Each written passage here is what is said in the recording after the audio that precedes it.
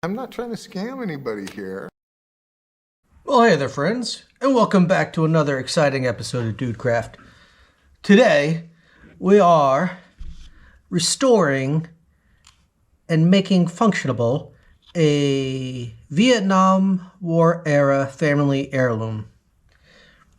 Now, before I bust this bad boy out of the container here, viewer discretion is advised. This is a piece from another era, and as such, some viewers may find this offensive. So, if you guys are easily offended, you might want to skip this one. But we have here a classic Zippo lighter from my father's time in the military. Now, my pop is a Vietnam War vet. He served 2 tours of duty over there in Nam. And he was there 66 to 68. And he was lucky enough to be one of the fellas that got to come home. And here, on the other side, we have another naked lady with his name and nickname. My pop used to smoke. He needed something to light his cigarettes with, and got a Zippo. I don't know if he got this while he was over there or if he got it when he came home. I'm kind of guessing, based on the artwork, that he probably got this while he was over there. Now, the opening action is a little loose and the flapper is loose. But again, this is pretty darn old. We're going to pull this out of here. I'll show you right up in here. This is the original wick. And there's no flint left in it. So what we're going to do is we are going to put in a new flint, put in a new wick, fill her up, and light her up. Alright, so first thing you want to do is here, we got the spring flint screw right here. I take this and we're going to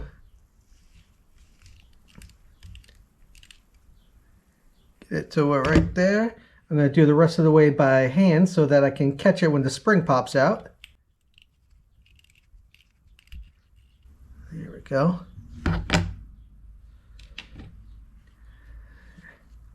Take that out. Bang out the char. Next thing we're going to do, we're going to take out the cotton. I got a pair of tweezers here to help me do it.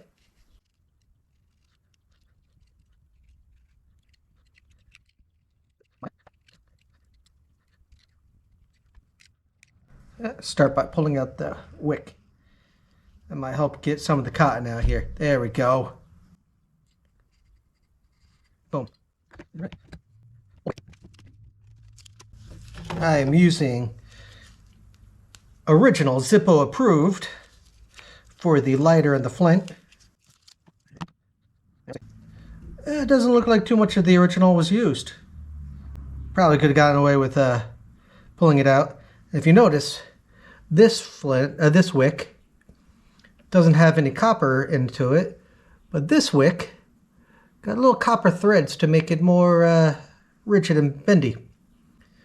So what we're going to do here is going to get the tip wet. Give it a little twist.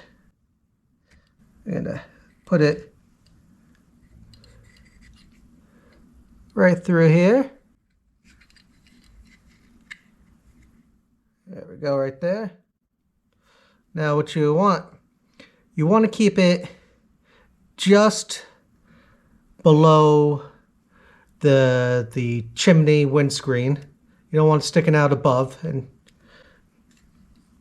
And then what we're going to do here, we're going to pinch this, pinch that against it, push it down like that. What we're going to do next is go, let's see which piece is here.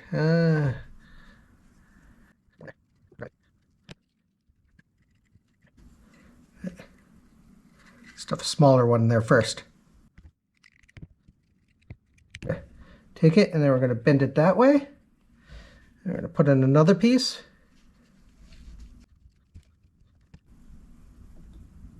Push that in there. And bend it again. Get these final two pieces in. All right. That's that part. Now we're going to go ahead and get the flint.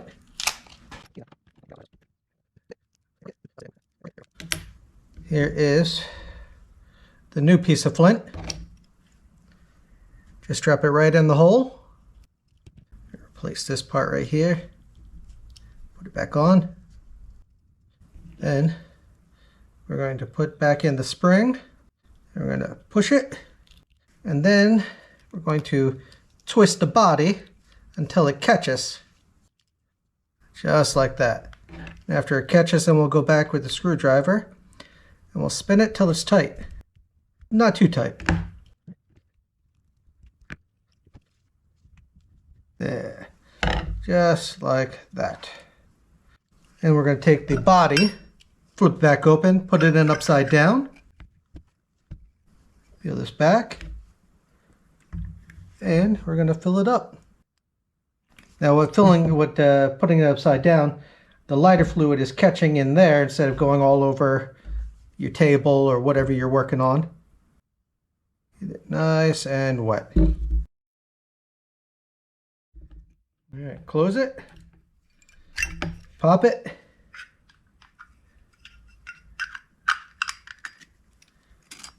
Push it back in.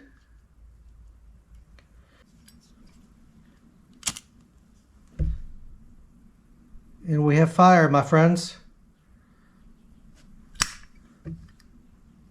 Master Sergeant Robert Toot Toth, United States Air Force, retired.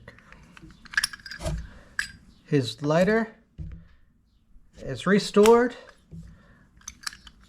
and in working condition.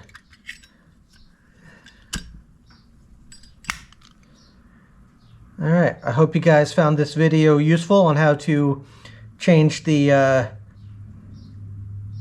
wick and flint on a Zippo lighter. And as always, the dude abides. So do I. I'll catch you guys next trip. Peace. Yeah, well, the dude abides.